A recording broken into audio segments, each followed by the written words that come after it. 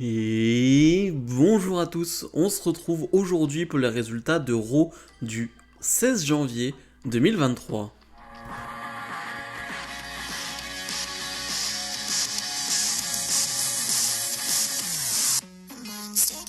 Mais avant de parler du show, je voulais vous informer que j'ouvre une nouvelle chaîne. Alors c'est une chaîne qui parlera de tout sauf du catch. Alors bien évidemment, c'est si ça vous intéresse, je mettrai le lien en commentaire de la vidéo. Mais c'est une chaîne où je vais parler de séries, de jeux vidéo, de films, bref, de la pop culture en général. Et je sais que ça peut intéresser pas mal de monde. J'en parle souvent sur les réseaux sociaux, sur Twitter, voilà, des séries, des films que j'ai vus. Et j'avais envie juste d'en parler en vidéo, donc si ça vous intéresse, eh bien le lien sera en commentaire de la vidéo. Allez, on se donne un objectif, 10 abonnés aujourd'hui, en fin de journée, ce serait pas mal. Bref, parlons de catch, parlons de ce Monday Night Raw qui débute avec la Bloodline. Alors la Bloodline, là cette fois-ci c'est composé des Usos et de Solo Sikoa, et ils vont nous parler du Raw de la semaine prochaine, parce que le Raw de la semaine prochaine, eh bien, se fêtera les 30 ans de Raw. Et oui, déjà 30 ans de Raw. Je sais que beaucoup ne savaient plus exactement quand c'était. Eh bien, c'est bien la semaine prochaine.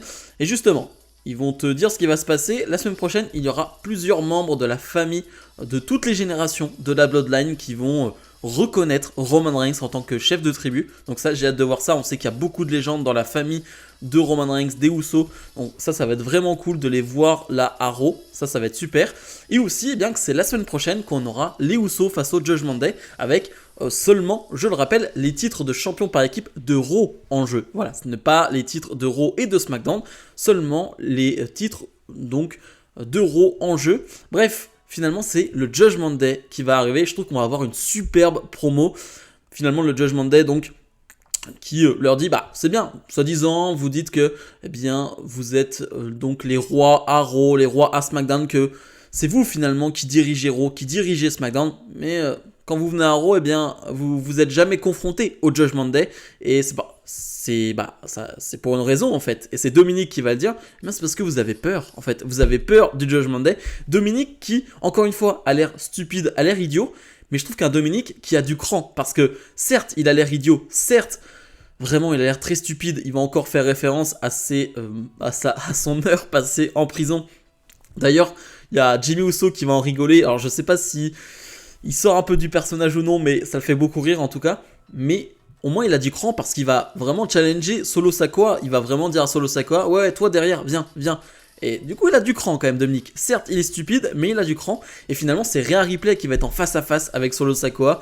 Et là ça fait réagir le public, et j'avoue que ça me fait bien réagir. Le petit face-off entre Rhea et Solo, très intéressant. Bref, ça va partir en bataille générale et c'est Ali qui va sauter sur Solo Sikoa alors qu'il y a un nouveau face-off entre Ripley et Sikoa, parce qu'on a Sikoa face à Ali juste après. Bref, c'est un super segment, je trouve. Ça a bien mis en avant le Judgment Day. Les Usos, comme d'habitude, bonne promo. Bref, super début de show. On enchaîne donc avec Ali face à Solo Sikoa, un match qui va durer 6-7 minutes. Bon, on va surtout retenir pendant ce match ce qui va se passer à l'extérieur du ring avec un Kevin Owens qui va venir s'en prendre aux Usos. Alors j'avoue que je trouve ça presque décevant que Kevin Owens se soit déjà remis de son attaque qu'il a reçue à SmackDown. Il a quand même reçu un big splash sur la table des commentateurs. Voilà, j'avais pas envie de le voir tout de suite. C'est-à-dire que là, 3 jours après, le voir directement remis sur pied, affronter directement les Usos et vraiment, être à égalité, c'est-à-dire que vraiment il les met vraiment dans le mal. T'as la sécurité qui est obligée d'intervenir, alors que pendant ce temps Solo Sikoa lui a battu Ali. Et bien Solo Sikoa lui s'est pris un stunner par Kevin Owens. Donc après le match c'est un bordel, t'as la sécurité qui arrive. Bon, on nous dit bien en table des commentateurs que Kevin Owens ne peut pas être à 100% après ce qu'il a reçu à SmackDown, mais on le voit pas physiquement, voilà, on voit pas un bandage ou quoi que ce soit, donc je trouve ça presque dommage qu'il soit directement là. Voilà, c'est pas grave, il aurait pu faire son retour la semaine prochaine, ou même, je sais pas, à SmackDown justement cette semaine. Là, je trouve que c'est presque un peu trop tôt et que ça minimise l'attaque qu'il a reçue à SmackDown. Bon, le moment était cool, le stunner sur Sikoa. Encore une fois, la brawl avec toute la sécurité qui arrive, on en a au moins une par show avec Triple H, j'ai l'impression. Mais voilà, je trouve ça un peu dommage. Vignette de Cody Rhodes. Alors les dernières semaines, j'en ai pas parlé. C'était des vignettes plutôt cool qui nous montraient justement ce que faisait Cody Rhodes en son absence, comment il a géré cette blessure, et je trouve que les vignettes étaient superbement bien montées. Bref, elles étaient intéressantes. Et là, eh bien, cette vignette, ça a été plus qu'intéressante parce que Cody Rhodes, va nous dévoiler, qu'il fera son retour au Royal Rumble 2023, donc dans 2 semaines, Cody Rhodes annonce son retour pour le Royal Rumble 2023. Je suis partagé.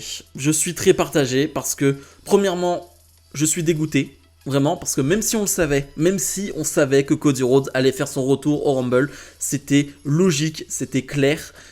Et ça m'embête toujours qu'on annonce un tel retour à un Rumble. Voilà, ça m'embête. Peu importe, même si on le savait ou non, ça m'embête.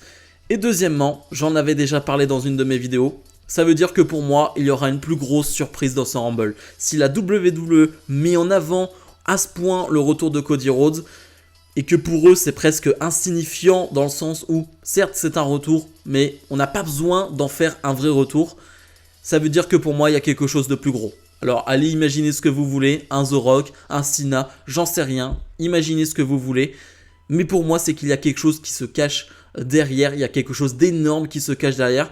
Bien évidemment, peut-être que je me trompe, et il y a beaucoup de chances que je me trompe, mais c'est pas anodin pour moi. Donc on verra bien, mais j'avoue que je suis là aussi assez partagé sur cette révélation, sur le fait que Cody Rhodes nous annonce son retour au Royal Rumble. Shelton Benjamin et Cedric Alexander font face au Street Profit, un match qui va durer 7-8 minutes. Sacré combat par équipe, c'était vraiment super, on perd pas une seule seconde là non plus, c'est-à-dire que ça attaque directement à 10 000 à l'heure, et c'était vraiment super, vraiment un super match, et j'ai envie de croire que ce match est un premier pas vers la reformation du Hurt Business, un premier pas dans le sens où ils sont mis en avant dans un combat par équipe, et ils sont crédibles face au Street Profit qui... eux aussi est une crédible équipe justement de cette division par équipe. Et ils sont crédibles avec un MVP qui va venir les regarder, qui va venir les observer. Donc voilà, on sent que le Hurt Business va possiblement revenir quand on ne sait pas, mais on te le tease en tout cas. MVP qui pendant le match veut faire une intervention pour aider justement ses amis. Ça va pas fonctionner, ils vont se faire surprendre avec un roll-up de Angelo Dawkins, 1, 2, 3, victoire des Street Profits. Bon, certes c'est une défaite, mais voilà, le Hurt Business, ça va revenir, on le sent. Becky Lynch arrive sur le ring en passant par le public. J'aime beaucoup que ta plus grosse babyface avec Bianca Belair arrive dans le public. Voilà, je trouve ça plutôt cool. Voilà, ça fait une belle communion avec ses fans. Becky Lynch qui directement appelle Bayley qui va arriver donc avec le damage control. Et c'est plutôt intéressant comme promo, même si il y a des choses qui ne vont pas. Premièrement, dans les choses qui ne vont pas, il y a trop de pics qui sont donnés. Il y a des punchlines. Voilà, on essaye de lancer des punchlines un peu trop dans cette promo, que ce soit du côté de Becky, que ce soit du côté de Bayley, et elles fonctionnent pas toutes. Le principe d'une punchline, faut qu'elle soit forte, et surtout, il faut la lancer au bon moment. Là, si t'en lances une toutes les 2 secondes, c'est pas comme ça que ça fonctionne. En tout cas, c'est ma manière de voir les choses. Donc voilà, il y en a certaines qui passent, il y en a certaines qui fonctionnent pas, mais j'aime bien le principe de cette promo avec une Bayley, encore une fois, qui, selon elle, dit que Becky Lynch a pris sa place dans les 4 Horsewomen. Voilà, vous vous rappelez les 4 Horsewomen. Donc on a Charlotte Flair, Becky Lynch, Bayley et Sasha Banks. Pour elle, Becky Lynch a pris sa place. C'est-à-dire que Bayley était supposée être au top du top. C'est elle qui a été championne à NXT. C'est elle qui a eu les meilleurs matchs à NXT avec Sasha Banks. Bref, avec Charlotte Flair, Sasha Banks et Bayley, bref, les 3 là étaient censés être au-dessus de tout, et c'est Becky Lynch qui a fait un main event de WrestleMania, c'est Becky Lynch qui a été le plus de fois championne, bref, et Becky Lynch va lui dire tout simplement, c'est parce que j'ai plus travaillé, moi, dès le début, on m'a dit, et on le savait, c'était pas moi qui étais l'élu, c'était pas moi qui était destiné à arriver là, mais j'ai bossé pour ça, j'ai fait en sorte d'arriver là. Bref, c'est une promo plutôt classique que Becky Lynch a déjà fait, mais elle fonctionne très très bien dans ce rôle de The Man, c'est très très bien. Et Becky Lynch qui va challenger Bayley pour un match la semaine prochaine, donc un Raw important, un match dans un Steel Cage match pour pas qu'il y ait d'intervention de damage control. Bayley qui va dire j'accepte, mais de manière pas très franche, mais en tout cas elle accepte ce match, donc Voilà, on a une revanche la semaine prochaine.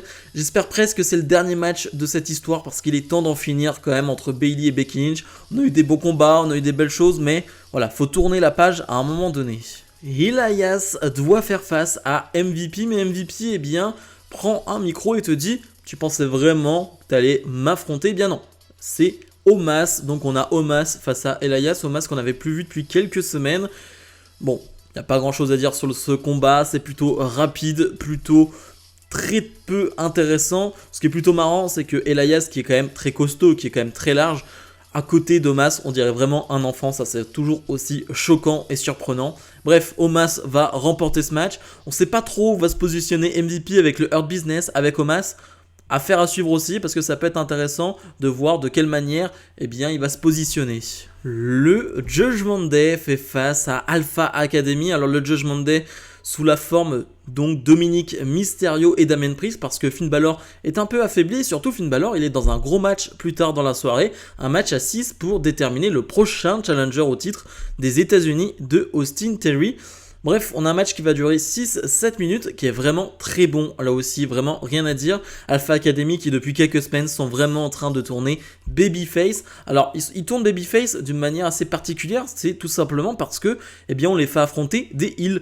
Vraiment, c'est pas en termes de promo, c'est pas en termes de changement de personnalité, c'est juste que, eh bien, Alpha Academy affronte des heels, des méchants donc, et donc Alpha Academy devient gentil, tout simplement. C'est plutôt facile cette manière de faire, mais Otis est ultra over dans ce match. Bien évidemment, Otis va être mis à l'écart pendant un long moment, et quand il va faire son hot tag, vraiment, le public explose. Le public est très très heureux. D'ailleurs, Otis qui depuis quelques semaines refait ce Caterpillar qui était très over, et ça c'est pas anodin non plus. Alors là d'ailleurs, il va le botcher, son Caterpillar. Mais bref, c'est pas très grave. Mais ouais, il y a une vraie ambiance, il y a vraiment quelque chose qui se passe. Malheureusement, j'ai envie de dire malheureusement parce que eh bien, on va avoir une intervention de Rhea Ripley qui va, on va dire, troubler Alpha Academy. Dominic Mysterio va en profiter et Damien Priest aussi. Et donc c'est Dominic qui va faire le tombé. 1, 2, 3, victoire du Judgment Day. Je dis malheureusement parce que honnêtement pour battre Alpha Academy qui n'ont pas gagné depuis 2012, bon... c'est quand même dommage d'avoir besoin d'une intervention. Alors je sais qu'on est dans ce truc de Dominic Mysterio est vraiment pas bon, donc voilà, on le fait gagner grâce à Rhea Ripley. Certes, mais à un moment donné, il va falloir quand même que Dominic gagne par lui-même, si on veut le rendre un minimum crédible. Voilà, je dis ça comme ça, en plus là c'est Alpha Academy qui gagne pas un match, donc je trouve ça un poil dommage, mais en tout cas le match était vraiment très très bon. Mia Yim fait face à Io Sky, déjà très content parce que on voit Io Sky en solo et surtout, eh bien on réentend le thème d'entrée de Io Sky qui est vraiment super et j'aime beaucoup à chaque fois, avec les lumières, ce côté très sombre, les néons, etc. Bref, j'aime beaucoup l'entrée de Io Sky qu'on ne voit quasiment jamais parce que, eh bien on a ce thème de Damage Control ou le thème de Bayley, donc je trouve ça presque dommage.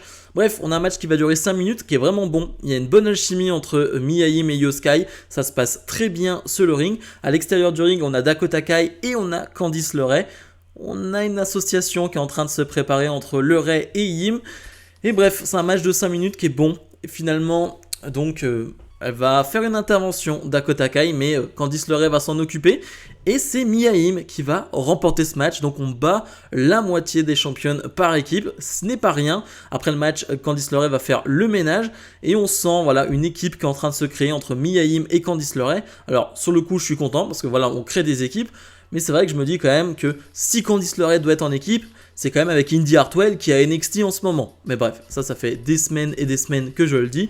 Ça n'arrivera pas, en tout cas pas tout de suite, mais ce qu'on peut retenir de positif, c'est la création d'une nouvelle équipe dans une division qui en a vraiment besoin. Bianca Belair, la championne d'Euro, fait son retour après la grosse attaque d'Alexa Bliss, une Bianca Belair qui est très très heureuse d'être de retour, elle est presque émue même d'être de retour, de revoir son public, ça l'avait manqué.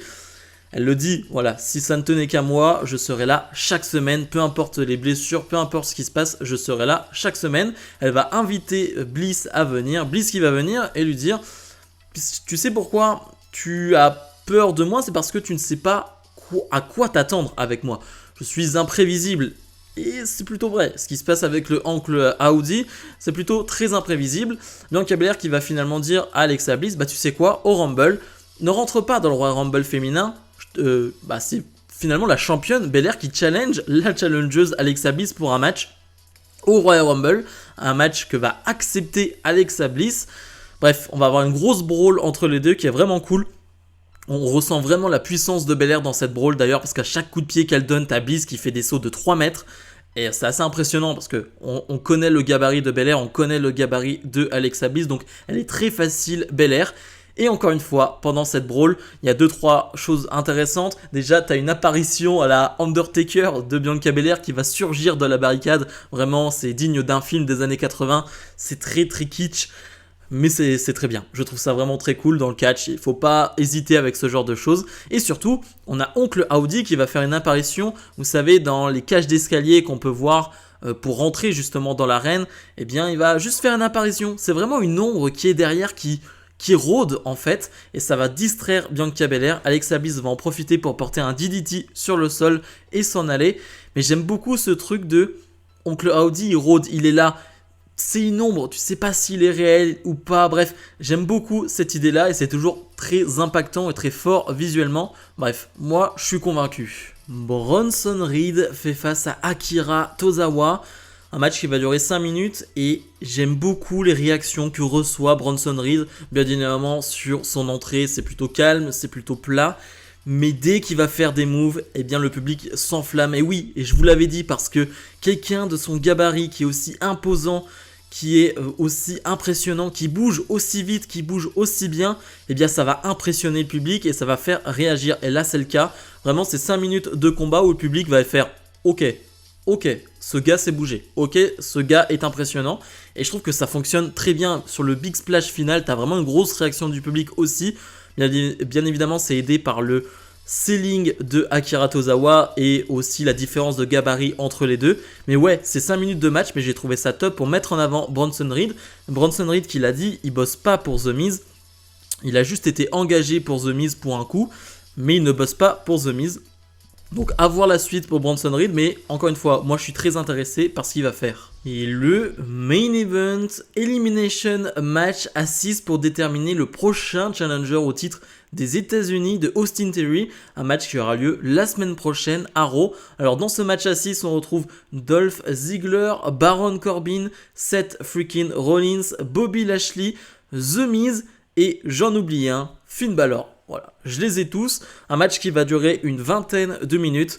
Un fantastique main event. Alors déjà, le fait que ce soit un match à élimination fait qu'on a différents combos, différentes combinaisons pendant ce match. Je crois que c'est The Miz qui se fait éliminer en premier, mais The Miz pendant 5 minutes, eh bien il est vraiment top. On a même, on va dire, des petits rappels de son histoire avec Dolph Ziggler. Vous savez, cette histoire fantastique autour du titre intercontinental il y a quelques années. Eh bien, les deux vont vraiment se battre et c'est vraiment excellent ce qui se passe entre les deux. C'est Ziggler, je crois, qui se fait éliminer en deuxième. Pareil, Ziggler, il fait un énorme combat. Je trouve que tout le monde est vraiment mis en avant. Je trouve que, ouais, il n'y a personne qui brille moins que l'autre. Je trouve que c'est vraiment top. J'ai envie de dire, la bête à battre, c'est Bobby Lashley. Bobby Lashley qui va prendre plusieurs finishes pendant ce match, mais ça ne va jamais suffire. Il va à chaque fois se relever, il est assez imbattable. D'ailleurs, pendant ce match, on a MVP et Omos qui vont arriver. Même Bobby Lashley est étonné, il ne sait pas vraiment pourquoi ils sont là. Il se demande vraiment ce qu'ils vont faire et on ne comprend pas vraiment ce qu'ils vont faire d'ailleurs. Bref, on se termine, je crois, avec Ziggler, non, pas Ziggler, mais Rollins, Bobby Lashley et Baron Corbin. Rollins qui va éliminer Baron Corbin et donc on se retrouve avec un Austin Theory qui est champion des États-Unis qui commente le match, qui va se faire attaquer par Omos. Rollins arrive à s'occuper d'Omos, Rollins arrive sur le ring et se prend un énorme spear de la part de Bobby Lashley. 1, 2, 3, victoire de Lashley qui sera donc le challenger numéro 1 au titre de Austin Theory. Un match donc qui aura lieu la semaine prochaine, un match qui, sur le papier, certains pensent que Bobby Lashley est un heel, mais ce n'est pas le cas. C'est-à-dire que ça fait des semaines qu'on nous tease son heel turn, on n'arrive pas trop à comprendre. Là, clairement, Bobby Lashley, il n'est pas heel, il fait rien de heel dans ce match, il réagit pas comme un heel, la réaction du public te fait pas croire qu'il est heel. Bref, Bobby Lashley n'est pas heel, en tout cas, il ne l'est pas encore. On attend un gros moment, soi-disant pour ce heel turn, mais pour le moment, il n'arrive pas. La reformation du Hurt Business, c'est pas pour tout de suite. Il comprend pas ce qui se passe avec Omos. On comprend pas vraiment ce qui se passe avec Omos à MVP. Bref, c'est un peu tout flou, tout ça. Ce qui va être intéressant, c'est le match de la semaine prochaine. Est-ce qu'ils vont oser redonner le titre à Bobby Lashley ou est-ce qu'ils vont donner une victoire à Austin Theory ? Ça va être intéressant à suivre pour le coup. Bilan de ce Raw, j'ai passé un bon moment. Alors, c'était très chargé, très chargé, il y a eu beaucoup de choses, à tel point que j'ai l'impression que cette vidéo va durer 2 heures, vraiment, je sais pas combien de temps elle va durer, mais je pense qu'elle va durer plus de 20 minutes, ça faisait un petit moment que j'avais pas fait des reviews de plus de 20 minutes, mais en même temps, il y a beaucoup de choses à dire, et il y a eu beaucoup de choses qui se sont passées lors de ce Raw, il y a tellement de choses, j'en ai plein en tête à ce moment-là, mais on a quand même Cody Rhodes qui annonce sa participation au Rumble, on a ce super main event, on a Bayley Becky Lynch annoncé pour la semaine prochaine, Bobby Lashley, Austin Theory, bref, il y a eu énormément de choses, Oncle Howdy, ouais, ça fait beaucoup, ça peut être trop pour certains, mais c'est un show de 3 heures et c'est vrai que des fois, sur 3 heures, il se passe énormément de choses, mais dans l'ensemble, je trouve que c'était plutôt bon, on a eu des bons segments, des bons combats, le main event, vraiment, c'était un super match, vraiment, je me suis pas ennuyé, et c'était un vrai beau combat entre vraiment pas mal de vétérans des rings aussi, hein. La plupart avaient plus de 35 ans, je pense aucun des hommes qui étaient dans le main event avait moins de 30 ans, ce qui est sûr. Donc ouais, on a des hommes d'expérience qui savent ce qu'ils font. Ouais, c'était un bon Raw. J'ai trouvé que ce Raw était vraiment très bon. Donc ma note pour ce show est de 8,5 sur 10. Bref, comme d'habitude, n'oubliez pas de mettre le pouce vers le haut et de vous abonner. Nous on se retrouve demain pour NXT. Salut